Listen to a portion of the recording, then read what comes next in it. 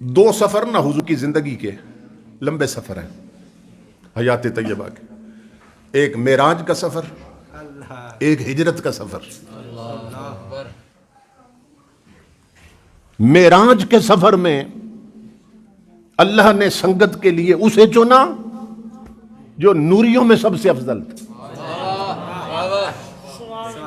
اور ہجرت کے سفر میں خدا نے یار کی سنگت کے لیے اسے چنا جو اصحاب میں افضل تھا۔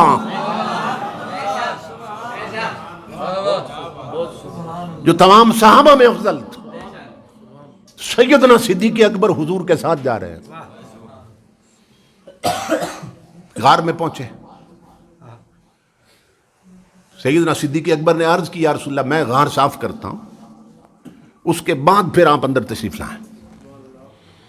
تو سیدنا ابو بکر صدیق رضی اللہ تعالیٰ غار میں تشریف لے گئے، حضور کو عرض کیا کہ آپ بھی تشریف لے آئیں، تو حضور صلی اللہ علیہ وسلم بھی اندر داخل ہوئے۔ غار میں پہلے کون گئے؟ صدیق اکبر، پھر حضور داخل ہوئے۔ یہاں حضور شیخ الاسلام خواجہ قمر الدین سیالوی رحمۃ اللہ علیہ ایک بڑی غضب کی بات کرتے تھے، فرمایا پہلے جس کے دل میں ابو بکر نہ جائے مصطفیٰ نہیں جاتے ہیں۔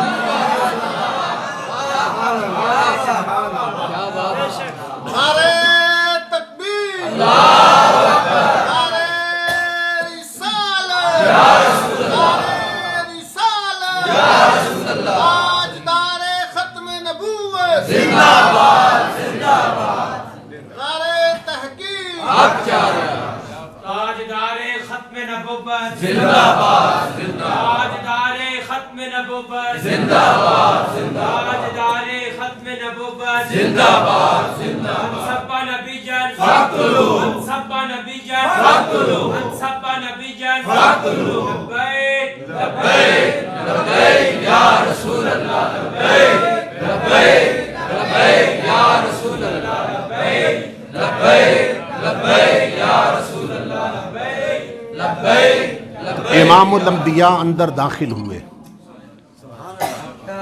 کفار مکہ تعاقب میں تھے، تلاش میں تھے، وہ غار تک پہنچ گئے۔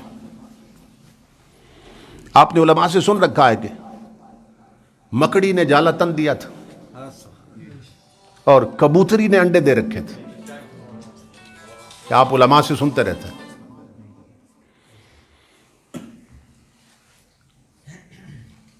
ایک بہت بڑے عالم ہیں قاضی مظہر حسین صاحب چکوال میں، دوسرے مکتبہ فکر کے، فوت ہو چکے ہیں۔ ان کے والد گرامی کہتے ہیں اپنی کتاب میں، کہتے ہیں کہ مورخ تو یہ لکھتے ہیں نا کہ جب اندر داخل ہو چکے تو مکڑی نے جالا تانا ہے اور کبوتری نے انڈے دیے ہیں، تو کہتے ہیں میں اس بات کو نہیں مانتا۔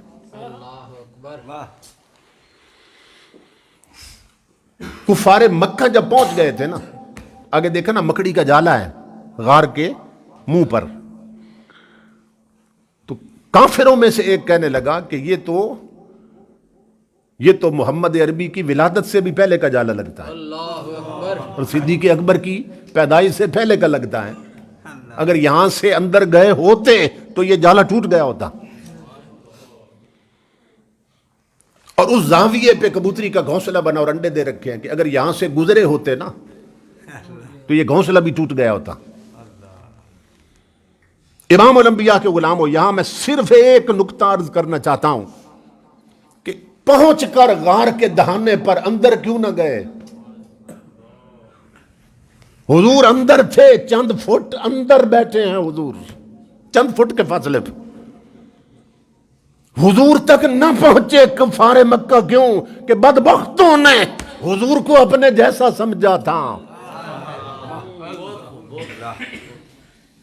کیونکہ ان کا زندگی کا تجربہ تھا کہ جب وہ گزرتے تھے نا تو جالے ٹوٹ جاتے تھے، سمجھ رہے ہیں؟ انہوں نے نبی کو اپنی ذات پہ قیاس کیا کہ ہمارے جیسے ہیں، تو جب ہم گزرے تو جالا ٹوٹتا ہے، تو ان کے گزرنے پر بھی ٹوٹا ہوگا، ٹوٹنا چاہیے، تو چونکہ نہیں ٹوٹا اس لیے اندر نہیں گئے۔ تو یہاں میں عرض کرتا ہوں وہ بدبخت امام الانبیاء کے غلام جو نبی کو اپنے جیسا سمجھے وہ حضور تک نہیں پہنچ سکتے ہیں۔ وہ جالیوں پہ بھی چلے جائیں تو حضور تک نہیں پہنچ سکتے. سمجھ رہے ہیں؟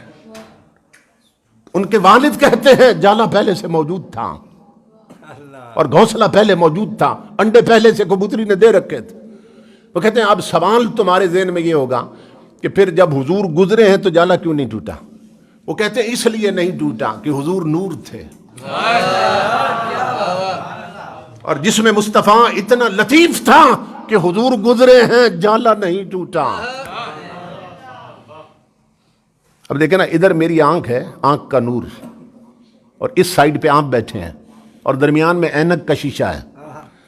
اب میری آنکھ کا نور شیشے سے گزر کر آپ کو دیکھ رہا ہے, مگر شیشہ نہیں ٹوٹا, کیونکہ نور گزرے تو شے نہیں ٹوٹتی. سمجھ رہے؟ نور گزرے تو شے نہیں ٹوٹتی. تو وہ کہتے ہیں حضور لطیف تھے, نور تھے, گزرے ہیں مگر جالا نہیں ٹوٹا. کہتے ہیں جالا پہلے سے بنا تھا مگر نورانیت مصطفیٰ تھی اور لطافت مصطفیٰ تھی جس میں بشریت کی, کہ گزرے ہیں مگر جالا نہیں ٹوٹا. لیکن اس سے بھی بڑی خوبصورت بات وہ کیا کہتے ہیں؟ وہ کہتے ہیں کہ اب تمہارے ذہن میں سوال ہوگا کہ صدیق اکبر بھی تو گزرے ہیں. چلو حضور گزرے تو جالا نہیں ٹوٹا, صدیق گزرے تو پھر کیوں نہیں ٹوٹا؟ وہ کہتے ہیں تمہیں نہیں معلوم کہ انہوں نے کاندھوں پر حضور کو اٹھا کر یہاں تک پہنچایا تھا, اور کملی والے صرف نور نہیں ہیں, جس سے لگ جائیں اسے بھی نور کر دیتے ہیں.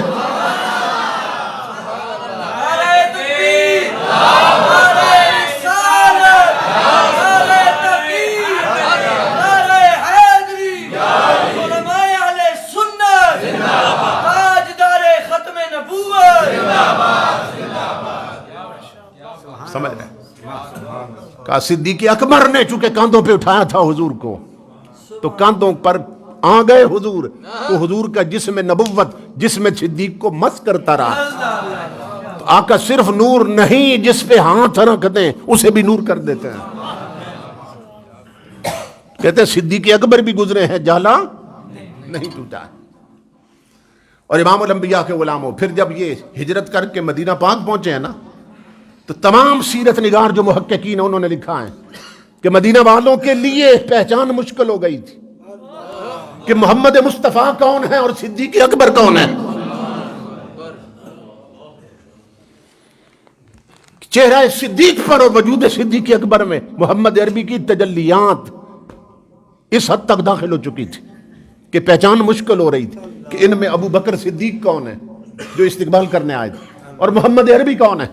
پھر صدیق اکبر نے جب دیکھا نا انہیں مغالطہ لگ رہا ہے, تو اٹھے, اپنے سر سے پگڑی اتاری, حضور کے سر پہ سایہ کر دی, تاکہ دنیا کو معلوم ہو جائے آقا یہ ہے اور غلام یہ ہے. یہ جو تشریف فرما ہے یہ میرے آقا ہیں, اور یہ جو غلام سایہ کر کے اپنی پگڑی کا کھڑا ہے یہ ابو بکر صدیق.